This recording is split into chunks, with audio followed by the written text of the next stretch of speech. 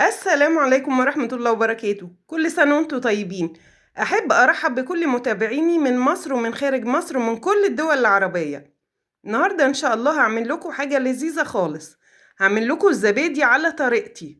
المكونات بتاعتي: كيلو لبن، كوباية زبادي، حلة هنغلي فيها اللبن، كلمن عشان نشيل فيه اللبن، وإن شاء الله هيطلع أحلى زبادي في الدنيا. أول حاجة هنغلي اللبن ونسيبه شوية يبرد. اللبن غلى اهو، هقفل عليه. وبعد ما اللبن بتاعي برد شوية دلوقتي هضيف عليه كوباية الزبادي.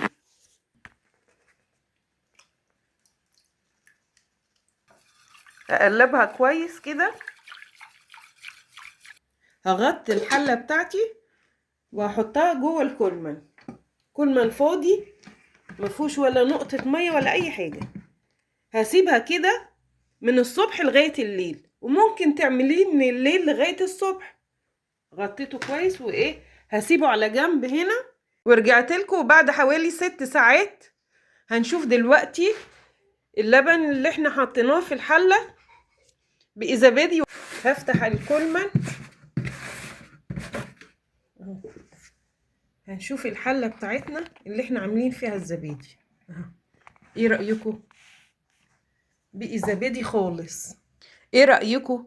بقى احلى زبادي في الدنيا. شايفين الدسم اللي فيه؟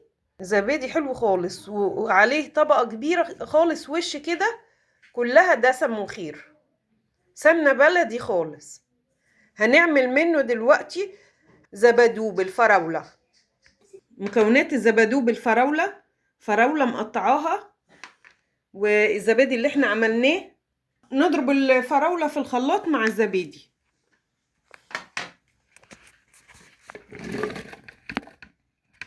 طبق فراولة، وهنضيف كمان الزبادي اللي احنا عاملينه.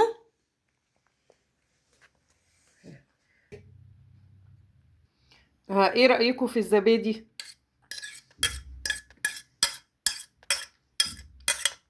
ايه رأيكم في الزبادو بتاعي؟ اهو زبادي وفراولة.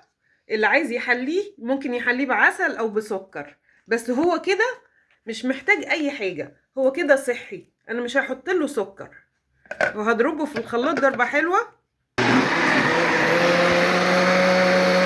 هنضيف كمان كيس فانيليا. ايه رأيكم في الزبادو بتاعي؟ ايه رأيكم في الزبادو؟ ايه رأيكم؟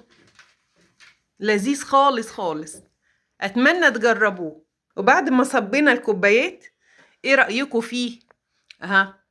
زبادو بالفراولة، اخر لذيذة. ما تنسوش الاشتراك وتدوسوا لايك عشان يوصلكوا كل جديد. مع السلامة.